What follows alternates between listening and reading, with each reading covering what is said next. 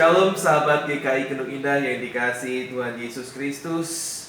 Semoga hari ini berjalan dengan baik sebagaimana yang sahabat-sahabat inginkan. Dan saya berharap sahabat-sahabat masih tetap setia bersama-sama dengan saya untuk mengikuti Sapa Malam Gembala sebagai sebuah renungan alternatif bagi saudara-saudara untuk memasuki malam hari ini. Dan keuntungannya adalah ketika saudara-saudara bersama-sama dengan saya, maka tanpa disadari kita akan melangkah membaca bagian demi bagian ayat-ayat Alkitab sampai nanti seluruh bagian Alkitab itu bisa kita baca bersama-sama, tapi bukan sekedar membaca namun juga memahaminya ya sesuai dengan konteks yang saya hantarkan kepada saudara-saudara semua. Saya berharap semoga itu menjadi berkat. Mari bersama-sama kita mempersiapkan diri untuk menyambut firman Tuhan. Kita berdoa. Kami bersyukur ya Tuhan untuk pemeliharaan-Mu. Saat ini kami juga rindu untuk mendengarkan sabda firman-Mu. Engkau menolong kami supaya firman-Mu menjadi firman yang hidup, yang boleh mewarnai kehidupan kami, sehingga kami boleh menjadi semakin berkenan di hadapan Tuhan. Karena itu berfirmanlah Tuhan, anak-anakmu sedia untuk mendengarkannya. Demi Yesus Kristus Tuhan. Amin. Kita tadi sudah mengawalinya dengan Kidung Jemaat 20, Oh Hari Istirahat. Nah, firman Tuhan pada malam hari ini bertemakan sulung dan bungsu. Ini merupakan status yang sangat berharga bagi orang-orang Israel, bagi anak-anak Israel pada masanya. Kita belajar dari Kejadian 38 ayat 27 sampai dengan 30, bagian penutup dari intermezzo percakapan atau penyampaian cerita tentang Yusuf, bicara sebentar tentang Yehuda. Ini bagian akhir dari selingan itu. Mari kita baca firman Tuhan. Kejadian pasal 38 ayat 27 sampai dengan 30 demikian. Pada waktu perempuan itu hendak bersalin, ini Tamar, nyatalah ada anak kembar dalam kandungannya. Dan ketika ia bersalin, seorang dari anak itu mengeluarkan tangannya, lalu dipegang oleh bidan, diikatnya dengan benang kirmisi serta berkata, inilah yang lebih dahulu keluar. Ketika anak itu menarik tangannya kembali, keluarlah saudaranya laki-laki dan bidan itu berkata, alangkah kuatnya engkau menembus keluar. Maka anak itu dinamainya Peres. Sesudah itu keluarlah saudaranya laki-laki yang tangannya telah berikat benang kirmisi itu, lalu kepadanya diberi nama Serah. Yang menarik adalah Serah tangannya keluar duluan, diikat benang kirmisi, katakan ini yang pertama, bayi yang pertama, tetapi dia menarik tangannya, yang satunya keluar lebih dahulu. Yang sedangkan yang diberi tali tadi akhirnya keluarnya terkemudian. Menarik. Sahabat GKI Gendung Indah yang dikasihi Tuhan Yesus Kristus, bicara soal anak kembar, kita tidak bisa membedakan mana yang sulung dan mana yang bungsu kecuali diberitahu ya. Apalagi kalau kembar itu kembar identik. Wah, itu susah sekali. Kenapa? Karena mereka lahir di hari yang sama. Bahkan perbedaannya hanya hitungan menit ya. Kadang-kadang kadang seperti itu, paling seringnya seperti itu. Untuk itulah kemudian bidan yang menangani persalinan Tamar memberikan tanda benang kirmisi pada bayi yang pertama mengeluarkan anggota tubuhnya.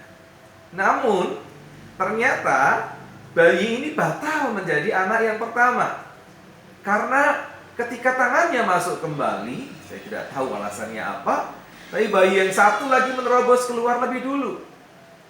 Yang pertama keluar kemudian diberi nama Peres. Yang batal keluar duluan tadi, yang tangannya beri benang itu, kemudian diberi nama Zerah. Bersyukurnya si sulung dan si bungsu ini tidak mempunyai sejarah yang sama dengan kakeknya Esau dan Yakub yang berebut menjadi yang paling utama. Tidak ada cerita-cerita soal itu. Dan uniknya, kedua-duanya adalah anak yang lahir akibat persundalan ini.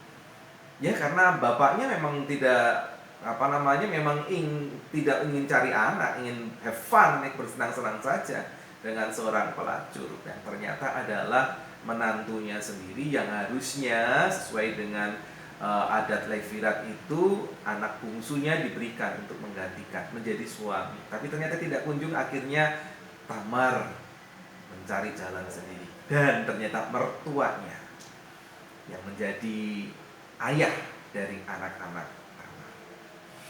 Dan memang akibat persundalan anak-anak ini. Tapi uniknya nantinya akan menghadirkan keturunan raja-raja Israel. Daud gitu ya, bahkan Sang Mesias sendiri. Nah, kita belajar apa ya?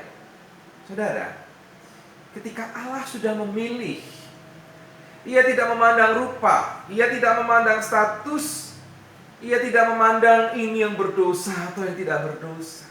Ketika Allah sudah memilih, Ia tidak memandang juga yang sulung dan yang bungsu. Karena Tuhan sudah memilih, status itu tidak diperhatikan lagi. Nah, karena itu, sahabat GKI Genut Indah, bersyukurlah kita sekarang ini punya status. Status apa? Umat pilihan Allah. Ya. Status itu nggak ada artinya. Tetapi pilihan Allah itulah yang menjadi berarti. Karena pilihan Allah itu tidak memandang siapakah kita. Bersyukurlah kita dipilih Allah. Biarlah dengan pilihan itu kita tidak membuat Tuhan kecewa. Kita melakukan yang terbaik, segala sesuatunya untuk kemuliaan nama Tuhan, bahkan di masa-masa seperti ini. Berjuanglah, syukurilah. Tuhan menolong kita menjadi saksinya dan menjadi kemuliaan bagi namanya. Jadi berkat untuk banyak orang. Perjuangkanlah, Tuhan menolong. Amin. Mari kita bersyukur pada Tuhan, kita berdoa. Kami bersyukur ya Tuhan untuk firman-Mu, Engkau menolong kami supaya kami menghargai pilihan Allah itu. Status kami sebagai kepunyaan Tuhan. Biarlah kami tunjukkan dengan sikap terbaik kami untuk memuliakan nama Tuhan dan menjadi berkat. Kami tidak mampu seorang diri, tetapi Roh Kudus-Mu memampukan kami. Dalam Tuhan Yesus Kristus kami percaya. Amin. Kita akan mengakhiri renungan kita pada malam hari ini. Mari bersama-sama kita menyanyikan kembali Kidung Jemaat 20. Kita menyanyikan baitnya yang kelima.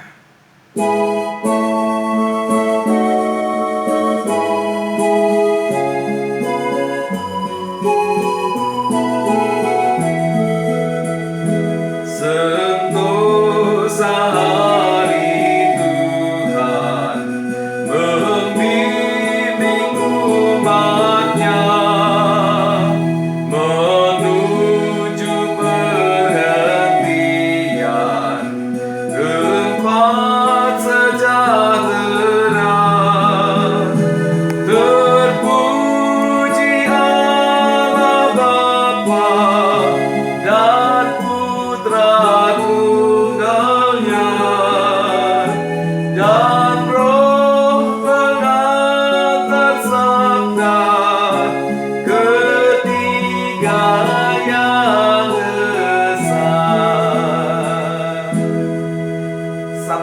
jumpa di esok hari. Tuhan memberkati.